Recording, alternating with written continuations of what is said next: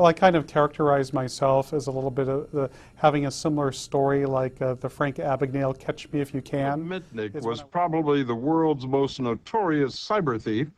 Like back when I was a teenager in high school, I started in this hobby called phone phreaking, and people go like, what's phone phreaking? And phone phreaking was kind of exploring the telephone network, or Ma Bell back in the day, back in the 70s and 80s, to learn how the phone company worked. How when you could pick up the phone and dial it and talk to somebody in Australia. It was kind of fascinating. And I became interested in pulling pranks. Kevin Mitnick was like the biggest cyber thief in the world back in 1995. His story is full of success, fame, and lots of drama. Ask any cybersecurity person about him and they'll know. But who is he really, and how did he end up there? Let's find out. Hello and welcome back to the channel. You are watching Anonymous Crime TV. If you are new here, do subscribe to the channel for more amazing videos like this one. Kevin was a clever kid from the get-go. At a tender age of 12, he already had a knack for outsmarting systems. His first major coup? Cracking the code of the LA bus service's punch card system. It was as easy as striking up a conversation with the bus driver, innocently inquiring about unused tickets for a school project. The driver, unsuspecting, directed him to the trash bin, where Kevin struck gold. Among the discarded items lay a treasure trove of blank transfers, granting him access to any bus in Greater LA. All without spending a dime. But Kevin's mischievous exploits didn't stop there. As he grew, so did his fascination with technology, particularly computers. Radio waves also piqued his interest, and he found joy in playing harmless pranks. One such escapade involved hijacking the speakers at a local McDonald's drive-thru. With a deft hand at hacking, Kevin would manipulate the employee's voice, claiming absurdities like winning a free meal as the 100th customer. It was all in good fun for Kevin, but it hinted at a burgeoning talent for manipulation and intrigue. His journey took a significant turn when he landed a position at the Digital Equipment Corporation, DEC. For Kevin, it was more than just a job. It was an opportunity to dive headfirst into the world of cutting-edge technology. The vibrant atmosphere of DEC fueled his passion, fostering a sense of camaraderie among colleagues as they worked tirelessly to innovate. Kevin found himself at the forefront of groundbreaking projects, relishing the thrill of being involved in something greater than himself.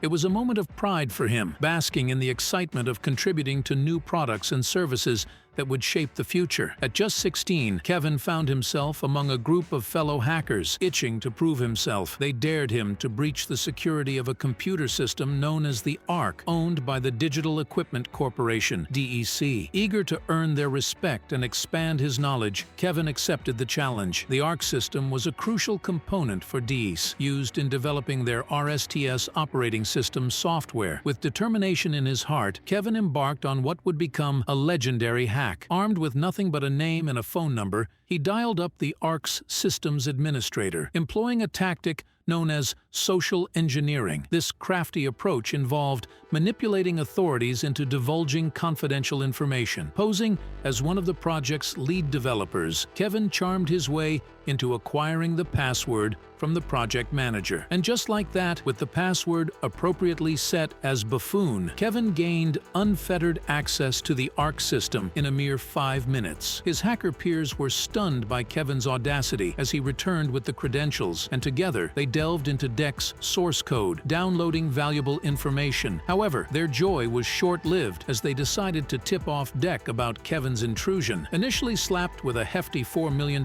damages charge, Kevin's reckoning came when the U.S. attorney revised it down to $160,000. But Kevin's appetite for hacking only grew stronger over the ensuing decade. He pulled off numerous security breaches, including pilfering Pacific Bell's computer manuals at the tender age of 17, infiltrating computers at the University of Southern California at 18, and snatching software from the Santa Cruz operation in 1987. Not content with past exploits, Kevin even returned to DEC, managing to secure a copy of their VM's mini-computer operating system. However, Kevin's actions eventually caught up with him. After his arrest, his lawyer likened his behavior to that of a drug or gambling addict, leading to a 1-year prison sentence and 6 months in a counseling program for his supposed computer addiction. During this period, Kevin was barred from touching any technology. Stripped of his digital tools, Kevin focused on self-improvement, shedding over 100 pounds, through regular exercise. Yet trouble brewed beneath the surface. In 1992, nearing the end of his supervised release, Kevin sensed the government closing in on him once more. A criminal informant befriended him, revealing the government's surveillance efforts. Through meticulous investigation, Kevin uncovered Pacific Bell's wiretapping scheme, unwittingly falling into the FBI's crosshairs yet again. Realizing the gravity of his situation, Kevin fled, disappearing into the shadows as a fugitive, leaving behind a trail of intrigue and uncertainty.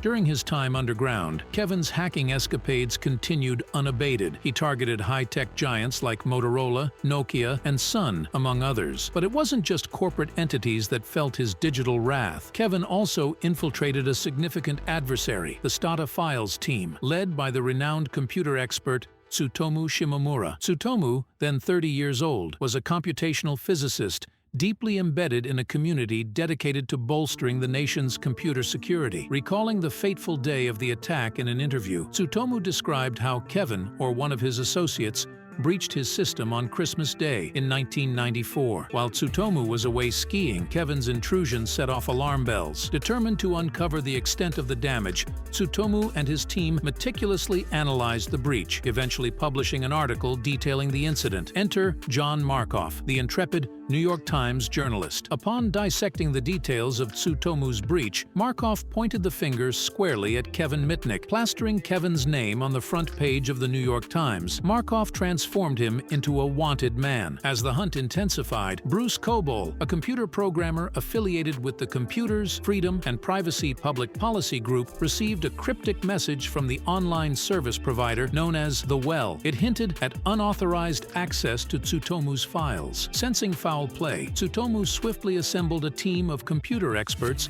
and set up surveillance at the Well's headquarters to monitor the intruder's activities. Their efforts bore fruit when they discovered that the hacker had infiltrated Netcom communications, obtaining a trove of credit card numbers. Following a trail of cellular activity, Tsutomu's team honed in on Raleigh, North Carolina. By meticulously tracking phone calls, they finally pinpointed Kevin's location to an apartment complex called Players Court. On February 13th, armed with a warrant, law enforcement descended upon apartment 202, apprehending Kevin Mitnick and bringing his reign of digital mischief to an end. Thus concluded the dramatic chase that had captivated the nation's attention. The FBI's most wanted hacker, Kevin Mitnick, found himself behind bars following his arrest. His sentence, 4.5 years in prison, with an additional 8 months of solitary confinement. But here's the kicker. Kevin was detained without a trial, unable to assist his lawyer in reviewing the evidence. This decision stirred up quite the controversy. Up until now, much of the narrative surrounding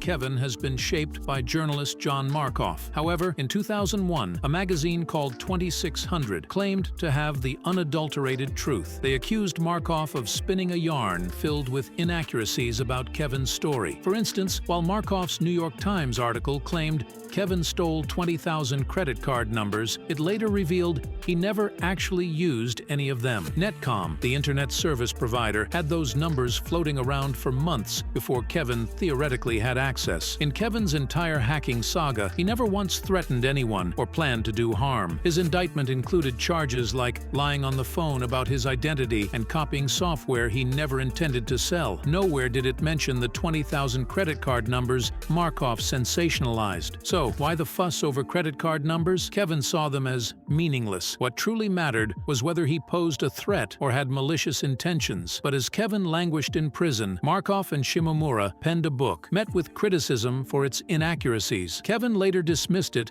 as fundamentally flawed. Then came the Hollywood adaptation, painting a dramatic picture of Kevin's encounters. In reality, Kevin and Shimomura's only meeting took place in court. Despite his wrongdoings, Kevin maintained he never harbored malicious intent. He saw himself as an electronic joyrider, not a cybercriminal mastermind. In the end, Kevin's creativity, skills, and persistence, alongside an outspoken, united hacker community vying for his freedom, forced the authorities to rethink the way they pursued cyber breaches. Those ripples brought permanent changes to the way companies and people protect their most sensitive information. Kevin Mitnick's story became legendary and served as the basis for many books, articles, films, and TV programs. In July 2023, Kevin passed away from pancreatic cancer. For many years, Kevin and the global ghost team, TM, set forth to help companies strengthen their cybersecurity and protect themselves against the growing methodologies of hackers. Kevin Mitnick was an inspiration to many, both in cybersecurity and outside of the field, and he leaves behind a legacy that will impact the cybersecurity industry for years to come. With the knowledge passed down to the global ghost team, Mitnick Security still boasts a 100% success rate of social engineering penetration testing and continues to implement the same standards and mindset Kevin had. May his soul rest in peace. With that, we have come to an end for this video. If you enjoyed this video, make sure to hit that like button and subscribe to the channel. Thanks for watching, and I will see you in the next one.